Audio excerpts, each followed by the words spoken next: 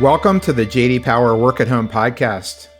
I'm Michael Vermillion with JD Power, and with me today are Mark Miller, leader of JD Power's customer service advisory practice. Welcome, Mark. Hey, Mike. Thanks for having me again. Scott Killingsworth, who's senior director with JD Power's customer service advisory practice. Welcome, Scott. Thank you, Mike. Good morning. And today we have a special guest, Alison Fox from Travel and Leisure Magazine. Welcome, Alison. Thank you so much for having me. Sure. So before we jump in, let's just spend a minute on why we're focused on work at home here at JD Power. Work at home is really an extension of our organizational best practices work. And our goal for this podcast is to highlight some of the organizational challenges of work at home. And hopefully we'll also point out some solutions. So with that in mind, let's jump in. First topic is, Alison, let's start with you and your recent article in Travel and Leisure about Aruba inviting professionals to work from home from paradise instead of from their home office. Alison, what did you find when researching the article, and what's the idea behind this initiative in Aruba? Yeah, so I can't think of a place that's more like paradise than the perfect sand and perfect turquoise waters of Aruba. They're inviting people to come down and work for anywhere from 1 week to 90 days. They're offering different hotel and accommodation packages that include things like special rates, extended stays, complimentary Wi-Fi, things like that would make working from there easier. They're not necessarily inviting you to work for a company to come down to Aruba and find a job there. But if you have a job in the US, they're saying that you can come down and work remotely from their sandy beaches. And this is sort of part of a larger trend that we're seeing when it comes to workcations. A lot of hotels that were and destinations in general that were very hard hit by the pandemic are offering these kinds of extended stays to get people in. We're seeing it throughout the US as well. Yeah, it's a really interesting idea. So beyond Aruba, are we seeing any of the other island countries offering something similar? Yes, similarly, a little different, but similarly, Barbados is offering a 12-month Barbados welcome stamp that would allow tourists to spend an entire year in Barbados working from there. Again, it's kind of part of the same idea of getting people in. These destinations that rely on tourism were very, very hard hit by the pandemic. And this way, they're getting people to come in, they're getting people to spend their money to sort of revive the industry a little bit. So working from the pool in Las Vegas is another option for that's being offered. Yeah, a lot of these destinations that relied on tourism are trying to get people in. So they're offering things like come work from the pool, giving people amenities that would make it easier for them to work. This extends not only to working from home, but to remote learning as well. So there's a hotel in Punta Mita, just north of Puerto Vallarta, that is trying to get parents with their kids to come, and they're offering them sort of different amenities to make even remote learning easier. Things like screen doctors that will come in and clean your iPad, while you're there, or the ability to rent a cabana that comes with things like Wi-Fi and screens and headphones, and even afternoon snacks to make sort of the whole idea of taking your life from your tiny New York City apartment to somewhere that's a little bit more glamorous, but still being able to do the kind of things that you need to do on a daily basis. Yeah, it's a great idea. So Mark and Scott, applying this to customer service organizations, I don't think we're necessarily suggesting you should move your entire organization to Aruba or Barbados or Las Vegas for this work at home period, but perhaps this is a perk you could offer like a top performer. Mark, what do you think? Yeah, Mike, that would be the play, right? I mean, it's really a good motivator, especially with a lot of the demographics that we see going on inside the customer service industry in terms of skewing a little bit younger, not all the times, oftentimes they're single. So it can make more sense, right, for folks to offer this and have people actually take you up on it. Another thought that we had thought of, in addition to the perk play, would be the notion of, due to the economics, kind of as you alluded to, it doesn't necessarily make sense to make this wholesale transformation, but to offer it to your professional services employees, like we have certified clients, right, who their quote unquote call center reps are licensed financial advisors, right? And moving that group out there for a period of time and take advantage of what Alison mentioned in terms of kind of a workcation is not a bad idea at all. So you have to take into account the economics of things, but if you limit it on the perk side and then you extend it to some of your professional services employees, you could really find a nice niche. And the goal of this podcast is to try and help people think a little bit outside the box. So very interesting idea. And right now, we could use a break, right? Because this whole working at home thing definitely has taken its toll. Yeah, Mike, I would say also adding to what Mark said, not thinking specifically around Aruba or other glorious destinations to work from, but just the flexibility to work from a different location, even if it's in the U.S. I would look at it as Mark did as a perk. You mentioned Vegas, but it could be someone who's currently a call center employee based in the north or northeast that might be considering moving to a warmer destination in the winter, for example. So it just gives flexibility for employers, for customer service agents, to offer a more flexible environment and to offer some things that wouldn't be possible before, due to having a 100% brick and mortar environment. So that's my view on it. Okay, terrific. Thank you. Next topic is around productivity. So I think as we predicted, we're starting to see productivity drop from that initial surge of productivity when everybody was sent to work from home. A recent survey showing employers, 40% of employers actually seen a decrease in productivity.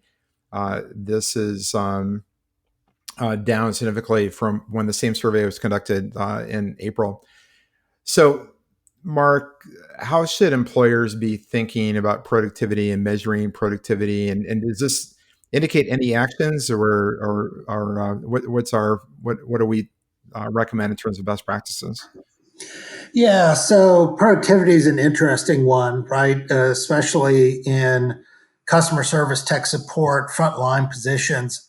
That's a grueling position, and in fact, we've seen companies look at productivity holistically, meaning it's not just about squeezing every single second of a employee's time with the company, taking calls or returning chats or interfacing on social media.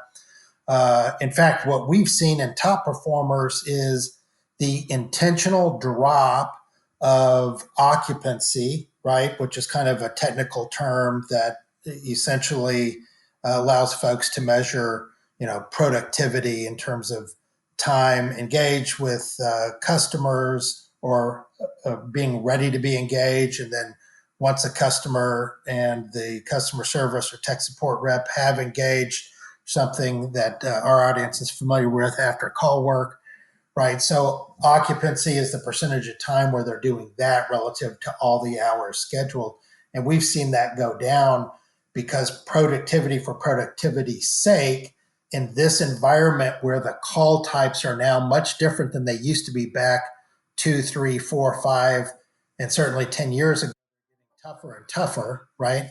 And so you have to intentionally manage your quote productivity levels, occupancy. Otherwise, you're going to suffer poor performance, right, and agent attrition.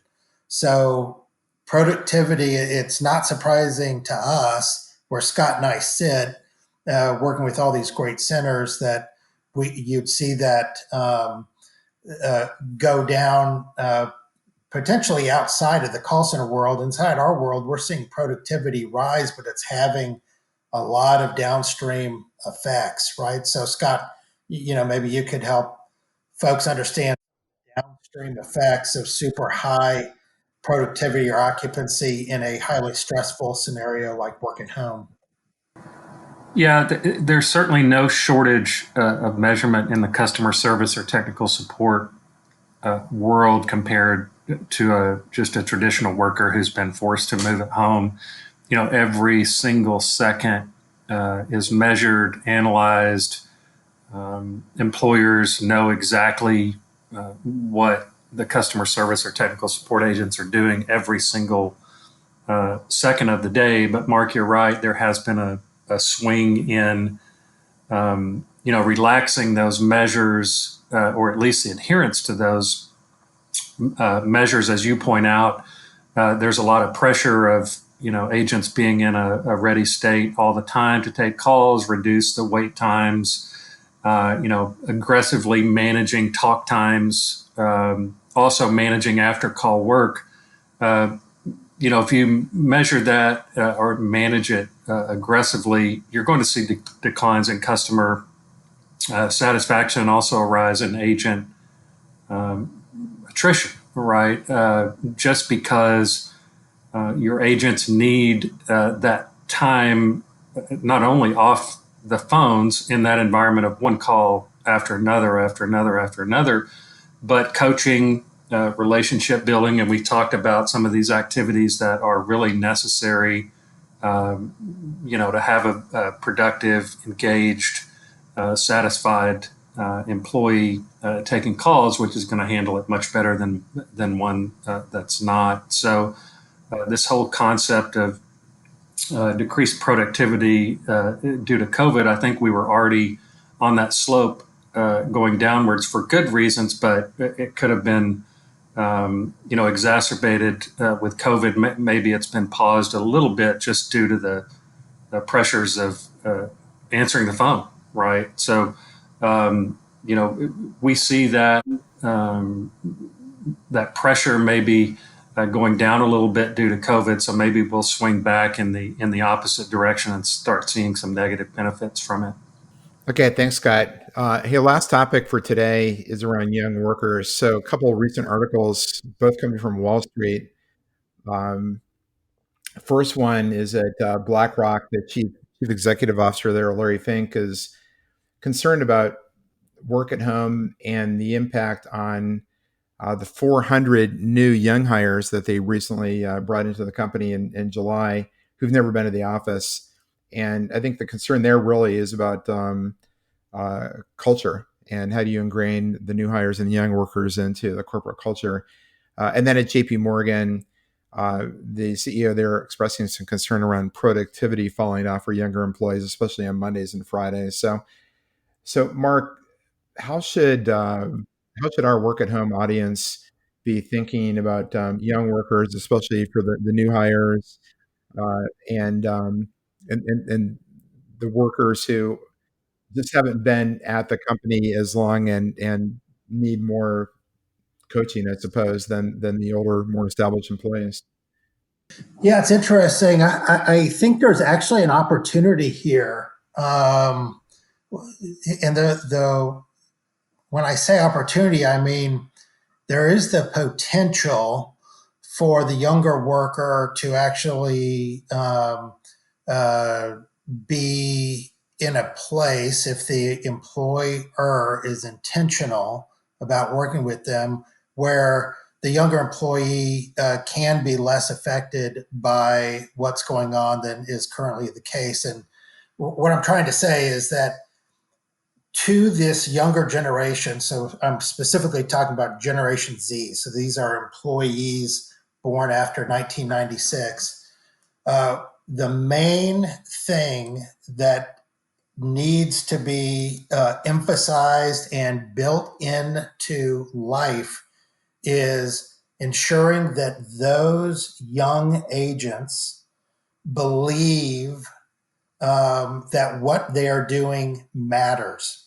And if they believe that what they are doing matters, so in other words, the work is transcendent to the rote mechanics of phone rings or chat comes in or social media post comes in, I'm responding to that stimulus, offering information, disconnecting. If you move from that to the fact that you are helping another human being on the other end and you're helping them make their life better. And so you're transcending the role to a role that is making a tangible difference. That is the key to help keeping these very young, these Gen Zers, engaged and productive. So I would argue that that Monday and Friday dip, which was noted in this article, could be absolutely mitigated if the Gen Z population is convinced and knows in their hearts that what they're doing is impactful and that matters. So I think being very intentional, we talked about this on previous podcasts, and this has to go with Fink's comment around culture. It's intentionality. You have to be very intentional about building essentially these signposts and guideposts into daily work, weekly work, monthly work to emphasize the culture. And if that culture is built around something that resonates personally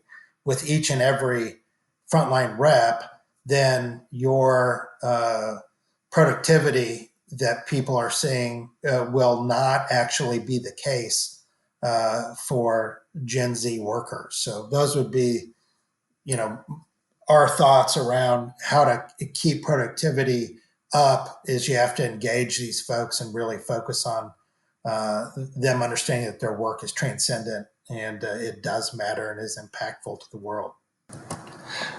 Yeah, Mark, and I would also just add, about intentionality, right? So it's activities that will engage the younger worker, whether it's virtual happy hours or get-togethers, right? So that generation is certainly no stranger to social media and non-face-to-face interaction. So I think thinking about intentionality, you definitely have to have a strategy for specific activities that will resonate and engage with that particular generation. So that's all I would add.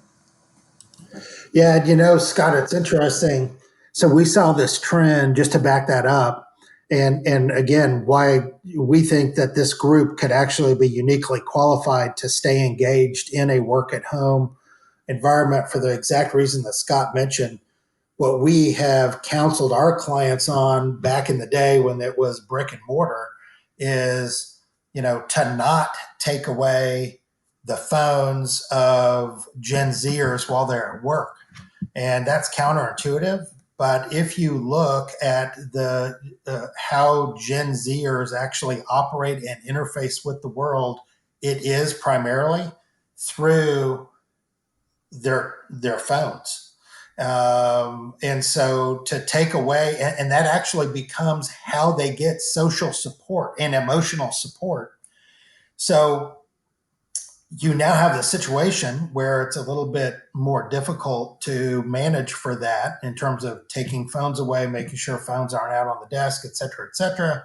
And that could actually, I think it will force feed what we had actually been counseling our clients to do. It will force feed awareness of just how important that phone is as a social support mechanism for Gen Z. And so if you're intentional and if you embrace it, and if you allow the Gen Zers to engage in a meaningful way and express themselves to their peers, through their phones, then you can have the recipe for a successful operation.